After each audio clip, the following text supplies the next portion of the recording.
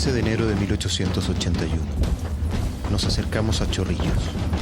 La batalla es inminente.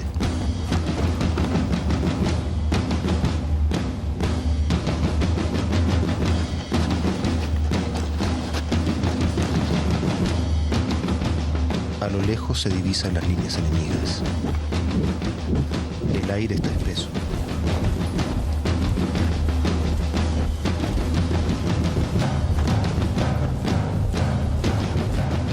¡Atención, batería! ¡Fuego! ¡Fuego!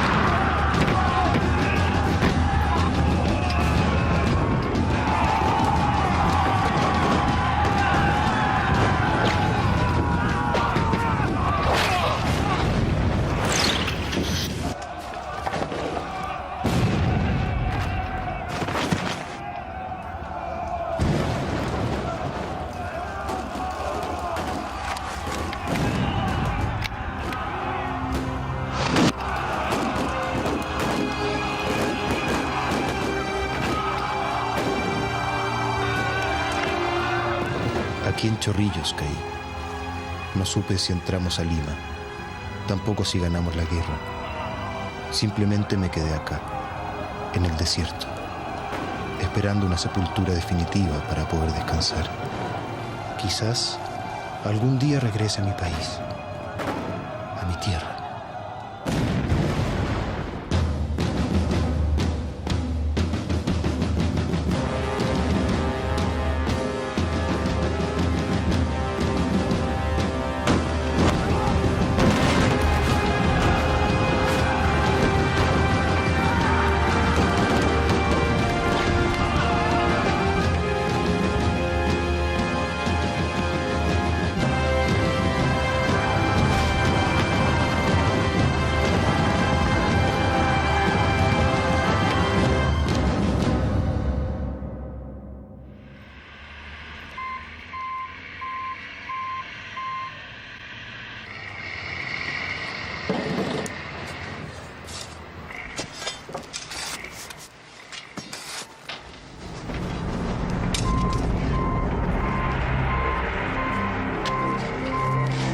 Juan Carlos, venga por aquí. Mira, estoy aquí. Creo que hemos encontrado una persona muerta.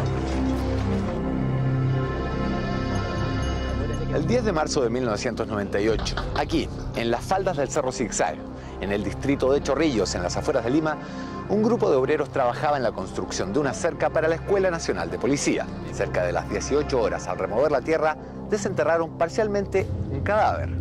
Los obreros llamaron inmediatamente a la fiscalía pensando que se trataba de un hecho reciente.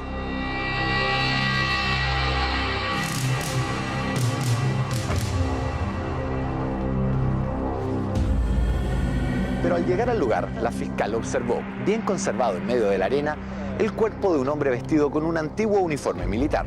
Al día siguiente, un grupo de arqueólogos exhumó el cadáver y en su chaqueta, que no llevaba ningún distintivo militar, descubrieron 10 botones grabados con el escudo nacional chileno. Debido a estos indicios y al sitio en que apareció el cadáver, este histórico distrito de Chorrillos, concluyeron que podían estar en presencia de un soldado de la Guerra del Pacífico.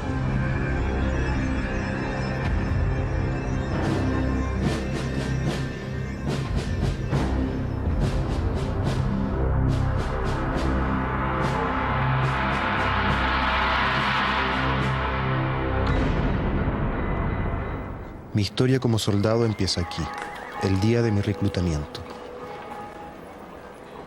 Estamos a comienzos de 1879 y la guerra contra Bolivia es inminente. Por eso vine a ofrecerme como voluntario. Tengo 28 años de edad. Los enganchados no pueden tener menos de 16 años ni más de 40.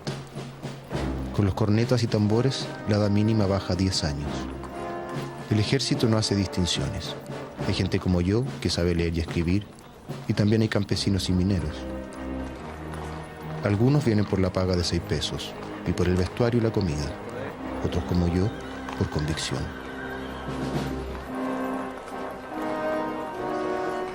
A todos nosotros el ejército nos entrega el uniforme, con la meta de convertirnos en militares en muy pocas semanas. Un oficial nos entrega la cartilla de soldado. Nos dice que la leamos bien, hasta saberla de memoria, porque nos puede salvar la vida. Contiene las normas de disciplina del Ejército de Chile.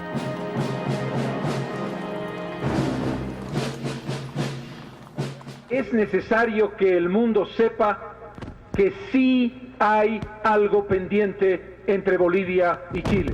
A más de 100 años de la Guerra del Pacífico, Chile, Perú y Bolivia parecen no haberla olvidado. El tema del Huáscar no está en la agenda. Los hechos del pasado no solo están en nuestra memoria, están presentes día a día. La proyección que está haciendo Chile que invade necesariamente mar peruano. Nuestra historia nos pesa, nos impide avanzar en un futuro de integración. Ofrezco relaciones diplomáticas aquí y ahora. Aunque no lo queramos, la Guerra del Pacífico está aquí, en lo cotidiano.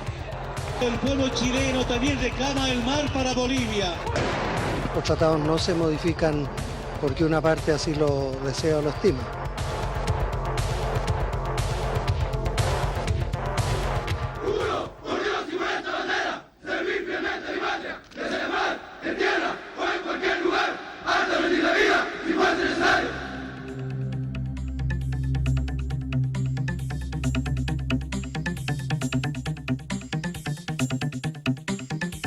Acá en el Cerro Santa Lucía, llamado Huelén por los mapuches, el conquistador español Pedro de Valdivia fundó en 1541 la ciudad de Santiago del Nuevo Extremo. Actualmente Santiago es la ciudad más poblada de Chile con más de 6 millones de habitantes.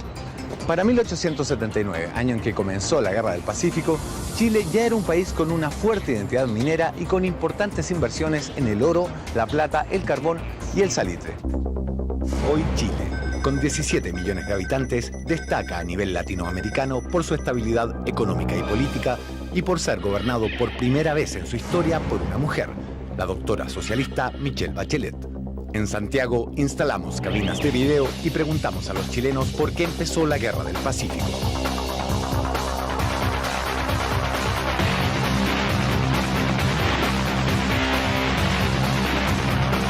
Esto fue instigada por la clase dueña de la salitrera. Básicamente por la salitrera en el norte y un impuesto que no quiso pagar Chile hacia Bolivia. Había un tratado vigente.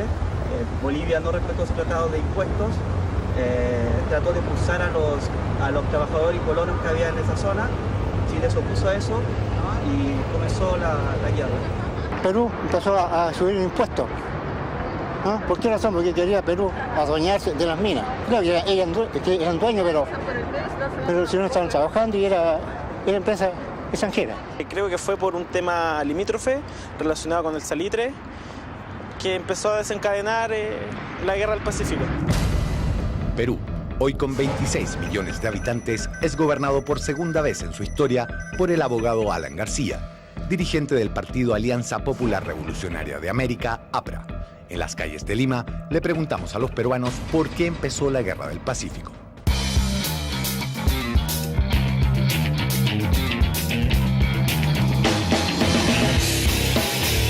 creo que fue por la riqueza del salitre de guano que tenemos por allá, la riqueza de Perú.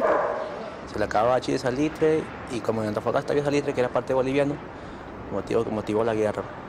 Los chilenos parece que necesitaban la mina salitre y por el interés de mina salitre empezó la guerra. Querían, Chile tener un poco más. Las guerras mayormente se da por territorio. Chile o Perú de repente quería abarcar más territorio, por límites fronterizos. Bolivia también, por ejemplo, ¿cómo le puedo decir, no? Quería salir al mar. Bolivia, hoy con 9 millones de habitantes, vive tiempos de cambio, pues por primera vez un indígena ha llegado a la presidencia de la República. Al igual que sus antecesores, el presidente Evo Morales busca resolver el problema de la mediterraneidad boliviana. Fuimos a La Paz a preguntar a los bolivianos cuál fue la causa principal de la Guerra del Pacífico.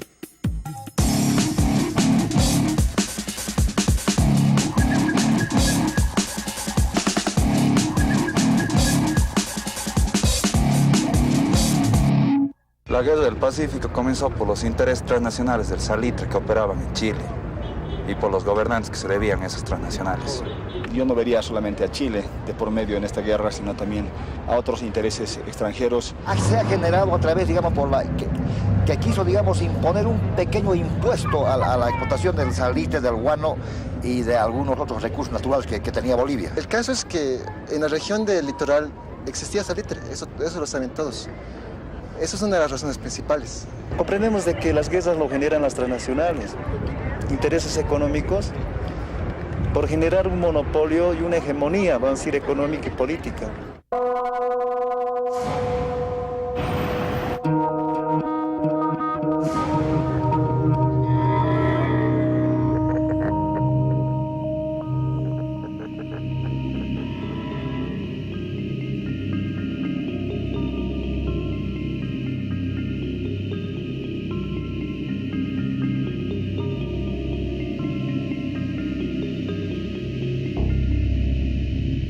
Este mapa está ubicado en el Salón de los Espejos del Palacio de Gobierno de Bolivia. Muestra las antiguas fronteras de este país. Fue elaborado entre 1842 y 1859 y señala que tenía un territorio mucho más vasto del que ocupa hoy. De hecho, Chile llegaba un poco más al norte que Chañaral. Hoy llega hasta Arica.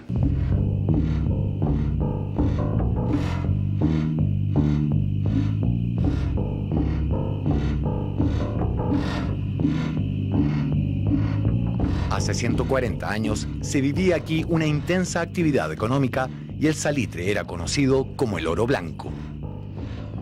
El salitre, usado desde la época colonial por los jesuitas que lo empleaban como abono, se convirtió en un producto cada vez más importante durante la segunda mitad del siglo XIX. También servía para fabricar pólvora. Los yacimientos estaban en la provincia de Tarapacá, que entonces era peruana, y en la provincia de Antofagasta, que era boliviana. Diplomáticos norteamericanos calculaban el valor de estos yacimientos en 400 millones de pesos de la época. Los empresarios chilenos empezaban a invertir cada vez más recursos en aquella zona. En realidad había un consorcio de capitalistas en torno al Banco Valparaíso, que era en ese momento el banco más importante que había en Chile, donde habían ingleses, bolivianos, y habían también algunos peruanos pocos y chilenos, ¿no? Que son los que comienzan a realizar estas inversiones en esa área limítrofe. Habían ciertos intereses en ciertos grupos oligárquicos chileno-británicos que veían en la expansión hacia el norte de Chile la posibilidad del desarrollo de Chile. Chile ambicionaba quedarse con los territorios de Atacama porque estos territorios encerraban mucha riqueza. Había mucho guano, salitre, plata, cobre y otros minerales. Los tres países estaban involucrados, Perú, Bolivia, Chile, por los intereses salitreros, y ahí se va a ir originando la guerra. Chile es una nación muy pobre que tiene una burguesía muy grande, ¿no? Chile antes de la guerra le queda chico. Hoy, Chile limita al norte con dos países, Perú y Bolivia. En 1866, el único límite al norte era Bolivia. Ese año, mediante un tratado, Chile y Bolivia acuerdan la partición por mitades de la explotación del guano y de los minerales existentes en esta franja, ubicada entre los paralelos 23 y 25. Hasta dónde entraba la inversión chilena, hasta dónde llegaba la dominación política, dónde estaban los límites en pleno desierto. Entonces era un conflicto de esa naturaleza. Chile y Bolivia firman un nuevo tratado en 1874. El límite queda ahora en el paralelo 24. En el tratado se estipula que durante 25 años no se aumentarán los derechos de exportación de los minerales y ninguna contribución sobre las personas, industrias y capitales chilenos. Se consolida en la zona un desarrollo económico, social y cultural fomentado principalmente por empresarios y trabajadores chilenos. Un año antes, en 1873, Bolivia y Perú han firmado un pacto secreto. ¿Por qué? ¿Para qué? ¿Era acaso una alianza militar contra Chile? Este pacto secreto que hubo entre Bolivia y Perú, ¿a qué se debía y era solo defensivo? Eminentemente defensivo. Justamente era un pacto que se firmó ante las pretensiones bélicas de Chile. Se dice que es un tratado defensivo, pero los gobernantes de América que conocieron el tratado estimaron que era un tratado contra Chile, sencillamente. La historiografía chilena interpreta este tratado como una especie de preparación para una posterior guerra. La historiografía peruana no cede en eso, yo no cedo en eso, yo mismo estoy convencido que el tratado tenía una intención defensiva, por si acaso ocurría algo. La historia pudo tener un final diferente. Hay investigadores que sostienen que Bolivia buscó primero una alianza con Chile. Por la cual Chile apoyaría a Bolivia en despojar al Perú de Arica. Eso es muy atractivo para los bolivianos porque ese ha sido su puerto histórico de entrada durante la colonia. Y Bolivia le cedería su litoral a cambio de que Chile ocupara Tarapacá. Esta alianza entre Chile y Bolivia habría cambiado así el mapa de Sudamérica. Perú perdería la provincia de Tarapacá y Bolivia entregaba Antofagasta, conservando su salida al mar mucho más al norte, por Arica. ¿Por qué cree usted entonces que había un tratado entre Perú y Bolivia? Perú firmó eso precisamente para cerrar el paso a esta alianza. Siempre, y este es un tema en que se enreda la historiografía peruana, ¿por qué Perú tuvo que comprarse el pleito con Bolivia?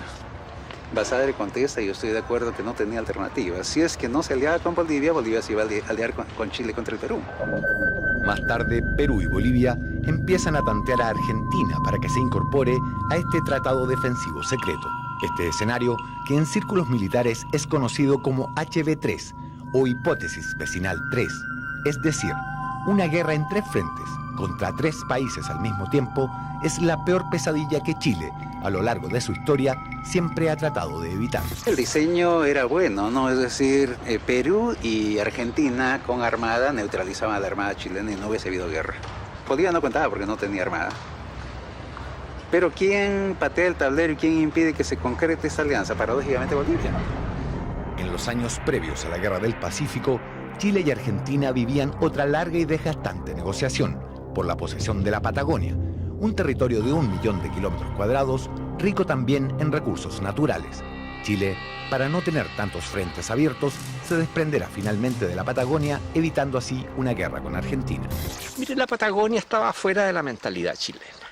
Nadie pensaba mucho en la Patagonia. Era un territorio a trasmano, más allá de la cordillera, en el sur.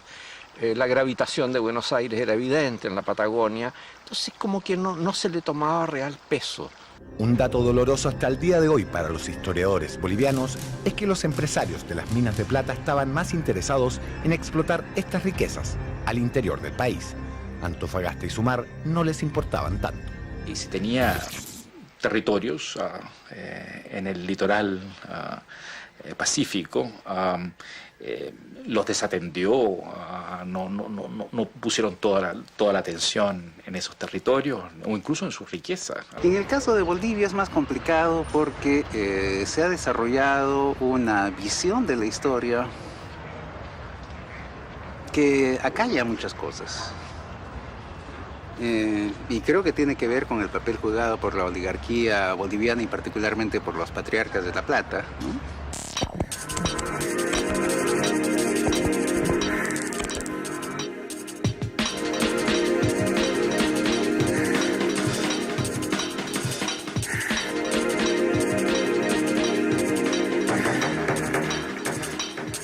A mis espaldas está el Parlamento boliviano, que se encuentra junto a la sede de gobierno y a la Catedral Metropolitana de La Paz. En 1876 llega al poder mediante un golpe de Estado el general Hilarión Daza. En 1878, apenas 2 años después, decreta un impuesto para la Compañía de Salitres de Antofagasta de 10 centavos por quintal de salitre exportado, lo cual contravenía los términos del acuerdo de 1874. Luego decretó el pago de un derecho municipal por alumbrado público y otro por el uso de lanchas en la bahía. Y era un impuesto tan mínimo, que no podía dar lugar pues a la hecatombe de una guerra. Ese impuesto estaba destinado para efectuar la reconstrucción de las destrucciones que había ocasionado el terremoto en Antofagasta.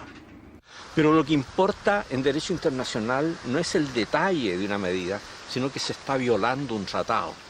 Y los tratados se comienzan a violarlos por pequeños asuntos y se termina en los grandes asuntos. Bolivia no está en condiciones de romper un equilibrio por la vía de desconocer un acuerdo. Fue completamente imprudente.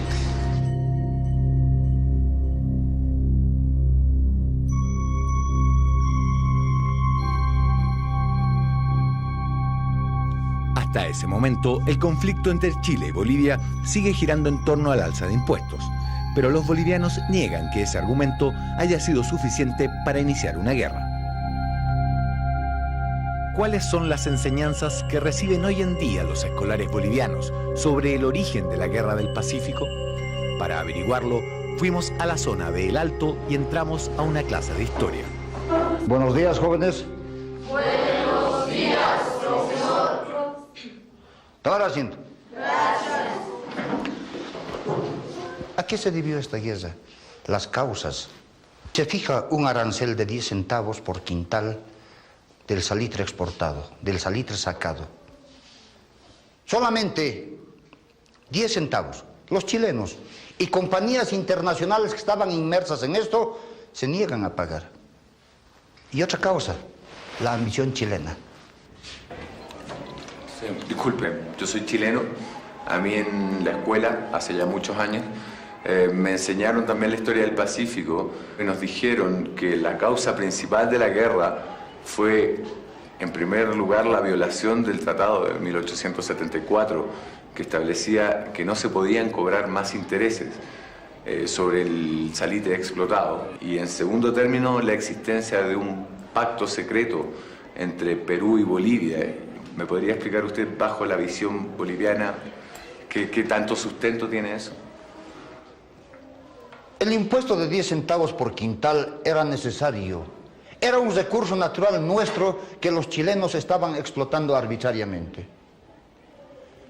El pacto secreto, como se dice, firmado en 1874, no había ningún pacto, 1876, perdón, no había ningún pacto secreto. Era de conocimiento chileno, argentino, brasilero y todos los demás países. Era de mutua protección contra el crecimiento bélico de Chile. No era pacto secreto. El detonante ha sido la ambición chilena. Eso ha sido, en letras mayúsculas, ambición. En Chile, en cambio, la violación del Tratado de 1874 por parte de Bolivia sigue siendo un hito importante para explicar el origen de la guerra. ¿Qué se enseña hoy a los escolares chilenos? Hubo una violación, ¿no es cierto?, a un acuerdo o tratado entre Chile y Bolivia. Los empresarios chilenos, dueños, ¿no es cierto?, de los capitales que estaban invertidos en esta zona, en la extracción de los minerales, se niegan a pagar el alza del impuesto que había fijado el gobierno boliviano. Y frente al no pago, Bolivia declara el remate de estas salitreras. Situación que el gobierno de Chile no está dispuesta a asumir y decide enviar tropas a ocupar la ciudad de Antofagasta para evitar el remate de las salitreras.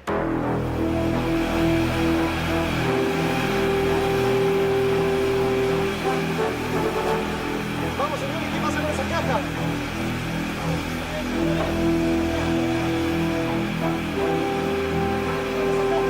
Vamos, señores. Acá viene, vamos. Vamos a la caja, señores. Finalmente terminaron los preparativos y abordamos en la estación Mapocho en Santiago el tren que nos llevará a Valparaíso. Desde ahí navegaremos en los buques de la escuadra rumbo a Antofagasta. Nuestra misión es impedir el remate de los bienes de la Compañía de Salitres y Ferrocarriles. Tendremos que desembarcar en Antofagasta y controlar a las autoridades bolivianas. ¿Podremos hacerlo? ¿Habrá que combatir? Nadie lo sabe. Antes, durante el enrolamiento, todos estaban alegres, como si fuéramos a una fiesta. Pero ahora, el ánimo es distinto. Sabemos que vamos a una guerra. Y alguno de nosotros puede morir. La causa fue nacional y con entusiasmo desde el comienzo. La gente acudía a los cuarteles, los muchachos jóvenes, los niños de 15 años, ¿no? Y los valentones de todo momento acudían a enrolarse.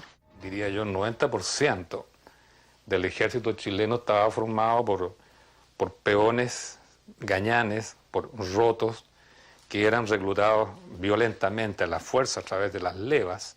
Hubo algunos que fueron enganchados con medidas de engaño, es decir, se les invitó a participar a un concierto en la ciudad, puntualmente en la localidad de Santa Juana, cerca de Concepción, en donde allí ellos degustaron de un concierto de la banda de músicos, participaron bebiendo bastante alcohol y curiosamente dice que despertaron en el tren cuando eran trasladados camino de Valparaíso. El 14 de febrero de 1879, la escuadra chilena fondea en la bahía de Antofagasta. A las 8, el coronel Emilio Sotomayor notifica al prefecto boliviano que ocupará la ciudad. El prefecto se refugia en el consulado peruano. Los edificios izan banderas chilenas. El hecho es que cuando la Armada chilena llega a Antofagasta es recibida en triunfo. ¿Por qué? Porque más del 80% de la población ya es chilena. Tal como muestra este censo hecho un año antes de la guerra, la presencia de chilenos en Antofagasta era mayoritaria. La población boliviana, en cambio, no llegaba al 15%. Antofagasta era una población de reciente fundación en la que no hubo tiempo para que Bolivia pudiera asentar su predominio, su presencia. Antofagasta es un añadido que tenía que ver con la forma en que los españoles hicieron los límites, ¿no? Desde ese punto de vista les pertenecía, sin lugar a dudas, pero económica, social y culturalmente no. Bolivia no se había apropiado ilegítimamente, ilegalmente de ese territorio. Era dueño, era soberano de ese territorio. La conquista del litoral boliviano, económica y demográfica, se ha producido ya desde décadas antes. La ocupación militar en 1879 no hace más que consagrar una situación de facto.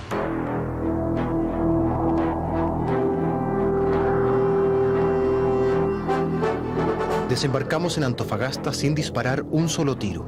La población nos recibió con alegría, abrazándonos e izando banderas chilenas en los edificios. Llevamos más de 2 semanas acantonados y empiezan a aparecer los problemas. El licor es caro y escaso. El agua tiene mal sabor, siempre está caliente. Las apuestas y casas de remolienda son grandes tentaciones para todos nosotros. Hay rumores que Bolivia declarará la guerra a Chile en los próximos días. Presionado por el mandatario peruano Mariano Ignacio Prado, el presidente de Bolivia, el general Hilarión Daza, declara la guerra a Chile el 1 de marzo de 1879. Inmediatamente se expulsa a los chilenos que vivían en Bolivia y se confiscan sus bienes. En 1879, Calama era boliviana. El 23 de marzo de ese año fue ocupada por las tropas chilenas. Pese a que la toma de Calama fue una derrota para los bolivianos, hoy aparece subrayada con orgullo en los libros de historia porque allí fue donde murió el hombre que se convertiría en su máximo héroe nacional.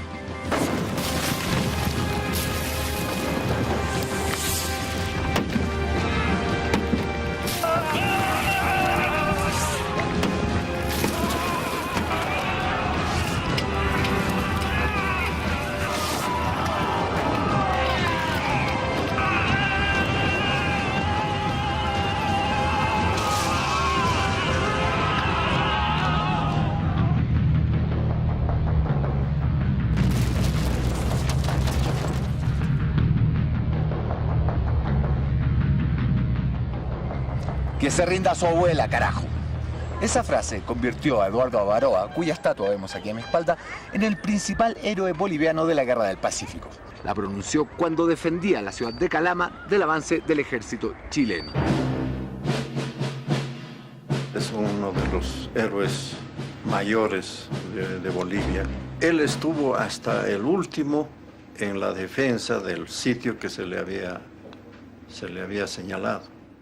Era un civil que ante el avance de las fuerzas chilenas se propuso defender el puente sobre un riachuelo, el Topáter, y vendió cara a su vida. Él se enfrentó valientemente a los invasores chilenos, que al final le intimaron rendición.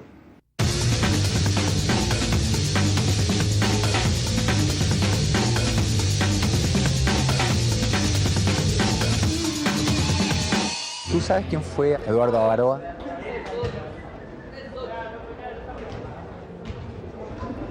No, la verdad. No.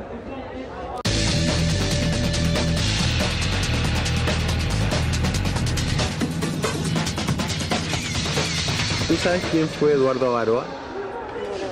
¿O la batalla de Topáter no te suena? No, desgraciadamente no. No lo conozco, la verdad. El desconocimiento de los escolares chilenos y peruanos sobre el máximo héroe boliviano muestra una tendencia que con muy pocas excepciones ha sido recurrente en los tres países a la hora de contar la historia de la Guerra del Pacífico. Los héroes propios son ensalzados y los ajenos olvidados u omitidos. En La Paz encontramos a Félix Avaroa, quien el 23 de marzo de 1952 participó en la repatriación de los restos de su bisabuelo Eduardo Avaroa. Lo acompañaron más de 2 docenas de familiares chilenos, descendientes también del prócer boliviano. Cristina y yo, Félix, ¿no? Está mi mamá, sus hermanos, mis tíos. ¿Cómo se vive siendo descendiente de un héroe? Me siento sumamente orgulloso. Imagínese el acto heroico de mi bisabuelo, pues ha señalado un camino muy especial, ¿no?, para todos los bolivianos. Y siendo yo descendiente, entonces ya puede ponerse usted de mis zapatos. Pero supongo que lo reconocen normalmente, es invitado a todo tipo de ceremonias. Sí, especialmente para el 23 de marzo. Cada 23 de marzo, los bolivianos conmemoran el Día del Mar en desfiles masivos que copan las calles. Para ellos, la guerra, o al menos sus consecuencias, no son algo tan lejano.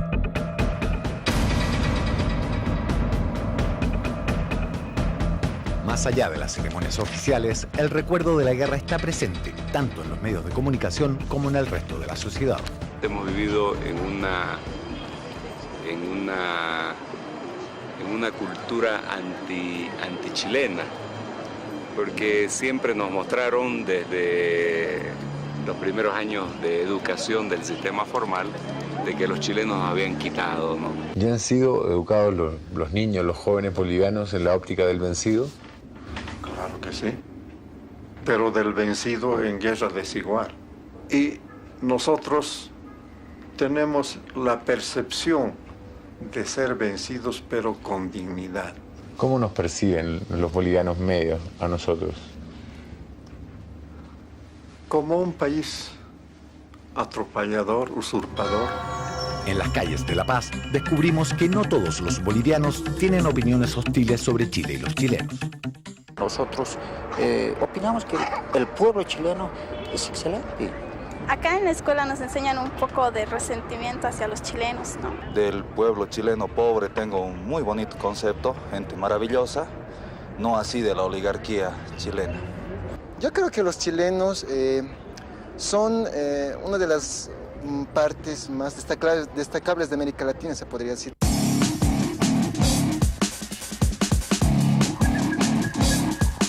¿Y qué dicen hoy los chilenos sobre los bolivianos? ¿Hay racismo, prejuicios o simpatía? Es una cultura muy rica en tradiciones.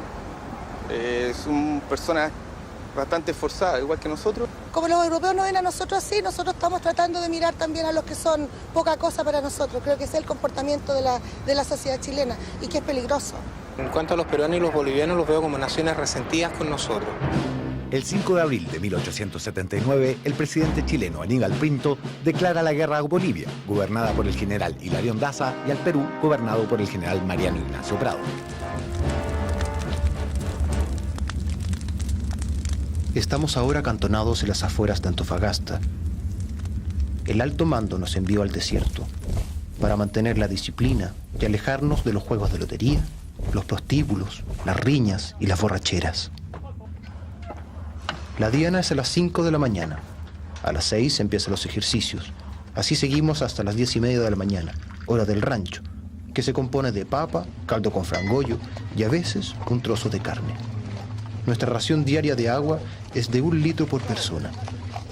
Hay que cuidar cada gota. El calor es tan infernal durante el día que provoca desmayos y por la noche la temperatura baja como si fuera invierno.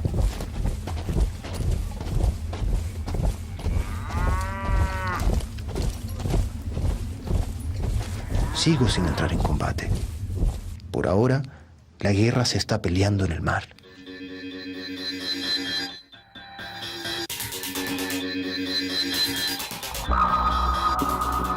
Este es el puerto de Iquique, capital de la primera región de Chile. Más de 200.000 personas viven hoy en esta comuna, cuyas principales actividades económicas son la minería, pesca, turismo y zona franca. En mayo de 1879, Iquique es el principal puerto peruano para los embarques de salitre y ha sido bloqueado por la escuadra chilena. Pronto, el comandante en jefe de la escuadra nacional, almirante Juan Williams Rebolledo, empezará a organizar un plan secreto, el ataque sorpresa al puerto peruano del Callao.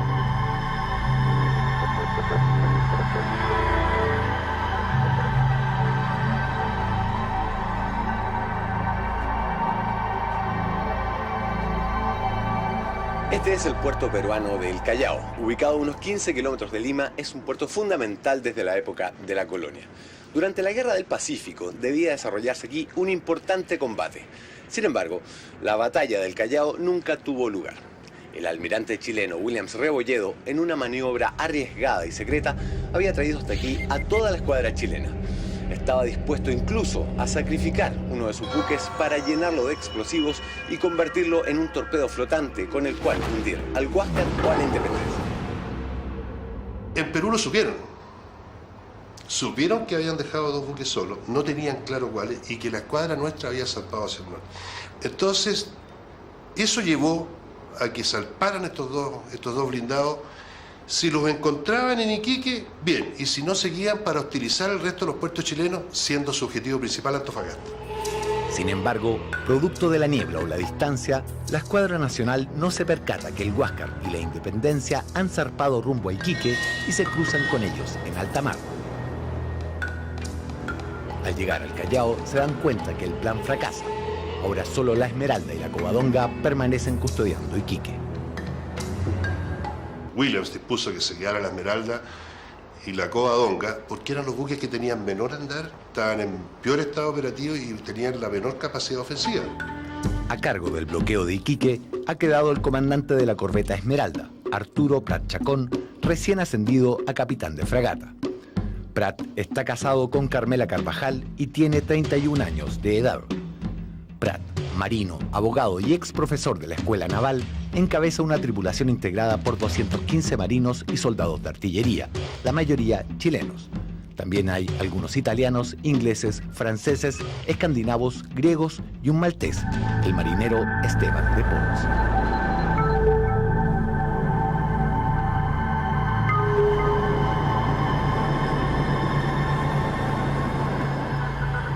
Su buque, la Esmeralda, es una vieja corbeta con 23 años de servicio que los marinos llaman cariñosamente la Mancarrón. La corbeta es de madera, tiene 60 metros de eslora o largo y está armada con 20 cañones de 32 libras y 2 cañones de 12 libras, llamados Gloria y Victoria, igual que el lema del barco. 4 años antes, Prat había salvado a la Esmeralda de naufragar en Valparaíso en medio de un violento temporal. Pratt, que estaba en cama con fiebre, se levantó, nadó hasta el buque y logró mantenerlo a flote. ¿Tú sabes quién fue Arturo Prat? No. ¿Sabes quién fue Arturo Prat? No, la verdad no sé qué. Arturo Prat. Pero hemos hablado de él, pero no me acuerdo bien sobre lo que hizo. Pero sí tuvo una Esmeralda. Miguel Grau y Seminario se había retirado de la Armada peruana y había ocupado un puesto en el Congreso como parlamentario, cuando al iniciarse la guerra fue llamado nuevamente al servicio. Tenía 43 años. Miguel Grau estaba al mando del Huáscar, buque que contaba con una tripulación de 200 hombres.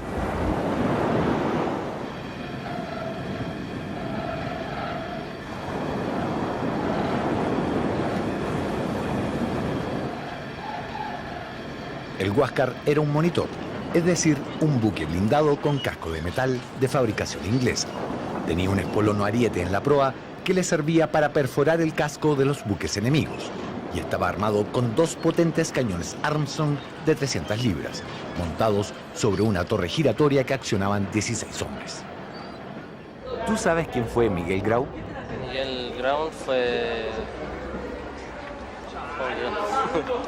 uno de los un capitán del Perú que conducía el Huáscar. Fue muy importante para Chile porque en el combate naval de Iquique entregó los restos de Arturo Prat Chacón a su esposa y a su familia.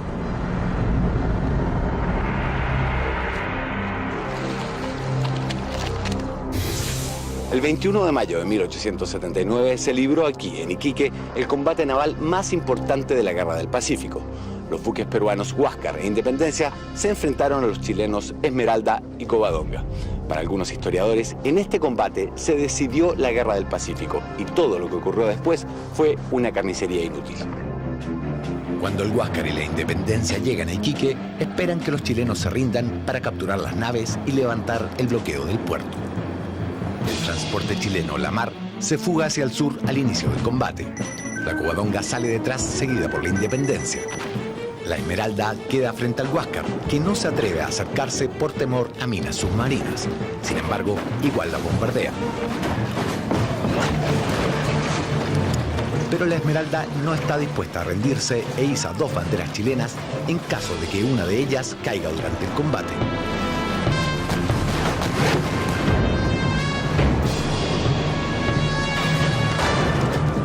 El almirante Grau se da cuenta que no hay minas que la protejan y decide atacar la Esmeralda con el espolón del barco.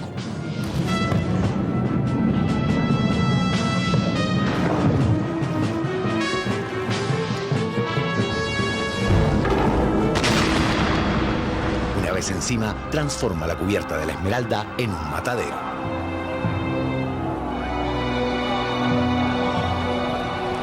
Prat aprovecha el espolonazo y salta al abordaje seguido por el sargento Juan de Dios Aldea y un marinero. La acción pasa inadvertida hasta que los barcos se separan y los tripulantes chilenos lo ven caer abatido por un disparo desde la cofa del Huáscar. Cerca del mediodía, el monitor embiste por segunda vez y un grupo de chilenos abordan el buque peruano, pero son abatidos luego de eliminar a un oficial.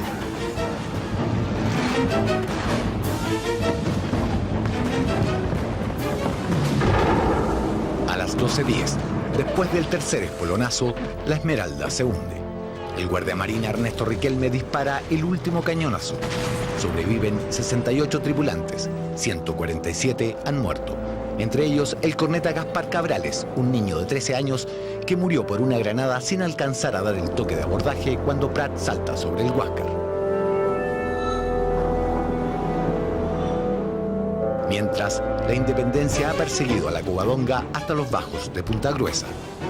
El comandante de la Covadonga, Carlos Condel, hábilmente navega junto a la costa sobre enormes y afiladas rocas hasta que hace encallar al barco peruano y luego lo hunde a cañonazos.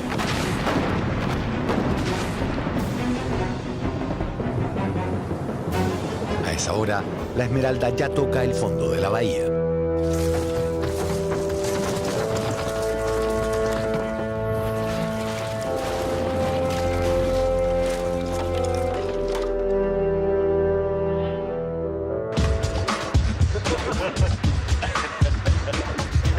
Junto a un grupo de buzos expertos, fuimos a ver en qué estado se encuentra hoy la Esmeralda. El resultado es emocionante.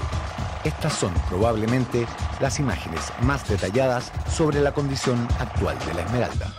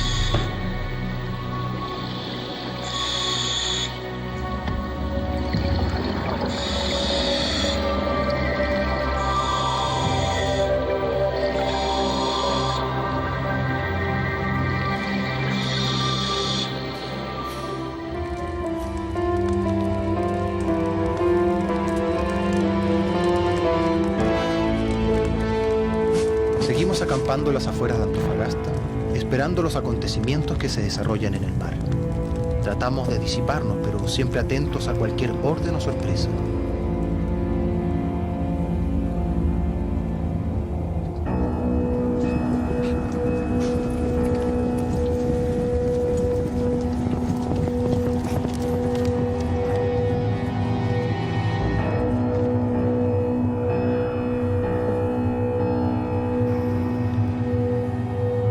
Hoy ha llegado un telegrama urgente.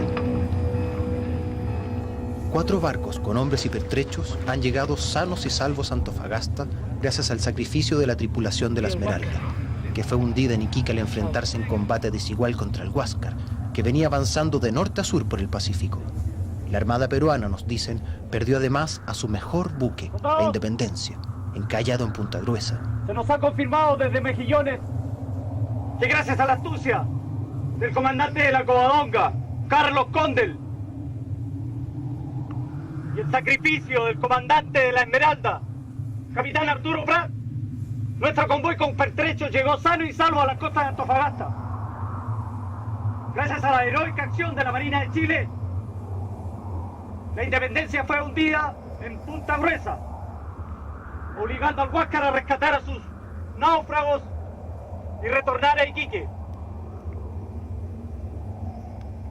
De no haber sido así, tendríamos al Huáscar frente a Antofagasta y nuestros 4 barcos de pertrechos en el fondo del mar. ¡Viva la Marina de Chile! ¡Viva! ¡Viva el capitán Prat! ¡Viva! La noticia sobre el combate naval de Iquique se conoció en todos sus detalles recién el 23 de mayo en Santiago. Benjamín Vicuña Maquena escribe: Arturo Prat es un semidios. Carlos Condel es recibido como héroe y aumentan los enrolamientos de voluntarios para la guerra. A partir de allí pareciera que la sociedad chilena en su conjunto toma conciencia de que estábamos en sí frente ante una guerra y que había que luchar por ella, y se produce la mayor motivación para los enganches o acuartelamientos para participar y ser movilizado posteriormente al norte. Arturo Prat ha sido utilizado siendo un derrotado, siendo un vencido, ¿no? Utilizado como símbolo del amor de entrega a la patria, entonces uno hay que matarse por la patria. Prat es uno de los mejores símbolos de este arquetipo del chileno correcto, educado, buena persona, equilibrado, buen padre de familia, que nunca soñó con que iba a ser un héroe, pero llegado el momento se supera, ¿no? Y maneja a sus hombres y sacrificando la vida. Después del combate de Iquique, el comandante Miguel Grau se hace cargo de las posesiones de Arturo Prat y escribe: Conservo de Prat su espada con los tiros, algunas frioleritas que te remitiré oportunamente para que las hagas llegar a su pobre viuda, que las estimará como un triste recuerdo de su infortunado esposo. Este es un fragmento de una carta escrita por el almirante peruano Miguel Grau una semana después del combate naval de Iquique. Miguel Grau es el personaje no chileno de la Guerra del Pacífico más recordado por los chilenos, no solo por su victoria sobre la Esmeralda, sino también por su valor, su grandeza y su integridad. Estas características lo han convertido en un héroe para el pueblo peruano y en un hombre digno de admiración y respeto para quienes fueron sus rivales. ¿Existe una carrera armamentista en Sudamérica?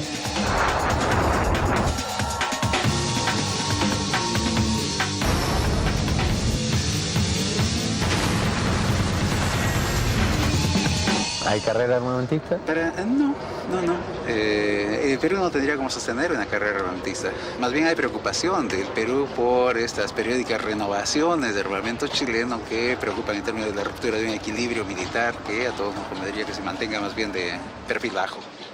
No sé si cabe hablar de una carrera armamentista. Ciertamente Chile ha excedido mucho en sus compras militares las necesidades objetivas de una defensa frente a las potenciales amenazas regionales. Chile se arma hasta los dientes. Está armado en sus fuerzas de aire, tierra y mar. Chile está destinando una cantidad muy importante, no solamente a la defensa, sino que específicamente a la compra de armamento, dado en parte la bonanza que en los últimos años hemos tenido con el precio del cobre. ¿Cuál era la correlación de fuerzas en 1879, año en que se inició la Guerra del Pacífico? ¿Quién estaba mejor preparado para el combate? Sumando las tropas de Perú y Bolivia, Chile aparecía, al menos en términos numéricos, en desventaja. Pero los matices van surgiendo al conocer la realidad de cada país.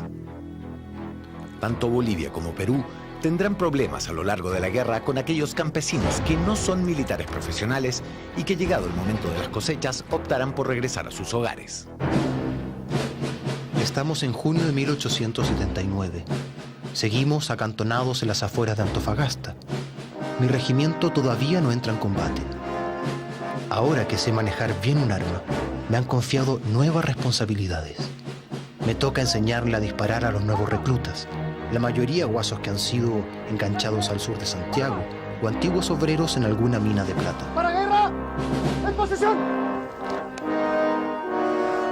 También le he tenido que enseñar a los nuevos reclutas el uso de la bayoneta, fundamental para el combate cuerpo a cuerpo.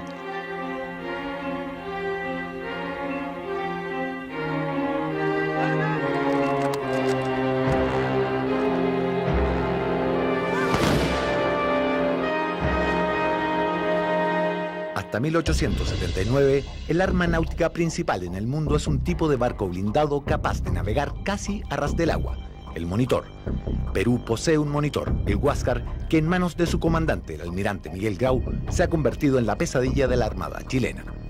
Para poder llevar tropas al norte, Chile necesita capturar al Huáscar.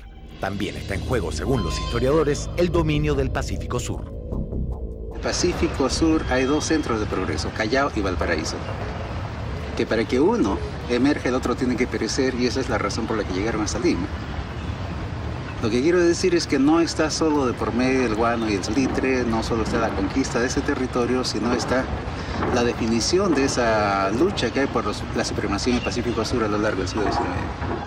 Este es un conflicto de larga data que tiene que ver cómo la oligarquía chilena trató de revertir la supremacía peruana en el mar. En nuestro próximo capítulo, el ministro Sotomayor conquista con las tropas chilenas el desierto más árido del mundo. La derrota en el mar del máximo héroe peruano, el comandante Miguel Grau. El Huáscar es capturado. El desembarco de Pisagua, el primero en la historia de América. En 55 minutos, las tropas chilenas toman el inexpugnable Morro de Arica. Chile a las puertas de Lima. Epopeya, la Guerra del Pacífico.